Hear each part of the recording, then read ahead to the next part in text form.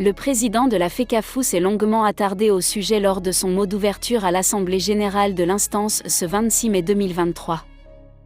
J'aurais aimé vous dire que notre participation à la Coupe du Monde s'est déroulée sans anicroche. Mais les choses ne sont pas si simples. Ainsi, Samuel Eto'o a engagé le sujet André Onana dans son discours d'ouverture aux travaux de l'Assemblée générale de la Fédération camerounaise de football, FECAFOOT, ce 26 mai 2023. C'est que, il ne vous a pas échappé qu'un malentendu a perturbé l'équilibre de notre sélection. Ce malentendu, qui impliquait notre gardien de but André Onana aurait pu, que dis-je, aurait dû rester dans le secret de la vie de groupe, a-t-il aussitôt accédé au sujet. Lui qui n'en a presque jamais fait écho de façon officielle.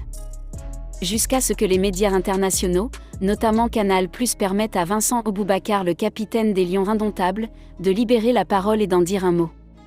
Dévoilant ainsi un PN de l'indiscipline tant dénoncé chez le portier principal des Lions indomptables par la FECAFOOT, sans jamais désigner l'acte en question. Qu'un joueur ait une attitude et des propos qui dépassent sa pensée, cela peut arriver. Cela arrive même tous les jours. Il peut aussi arriver que ce jeune soit sanctionné par le patron de l'équipe, qui est le manager sélectionneur. C'est ainsi que ça se passe dans un vestiaire, a-t-il présenté la situation. Le pont est vite trouvé pour chercher le bouc émissaire dans l'incident, certains y ont vu une opportunité et en ont fait une affaire. Ils ont créé l'affaire André Onana, a-t-il dénoncé. Là où le voile monté autour de cet acte non qualifié a aidé à amplifier la situation. Mais permettez-moi d'être clair, un groupe sans règles ni discipline est un groupe voué à l'échec. Un entraîneur sans autorité est un chef qui n'en est pas un. Une sélection qui a deux décideurs n'a pas de direction, enseigne l'ancien capitaine des Lions indomptables.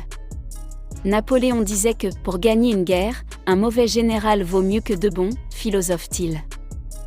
De quoi justifier sa posture d'antan, il était donc du devoir du président de la fédération de soutenir le manager sélectionneur dans sa démarche. En pleine compétition, il fallait protéger le groupe et éviter la déstabilisation des Lions indomptables, a-t-il martelé.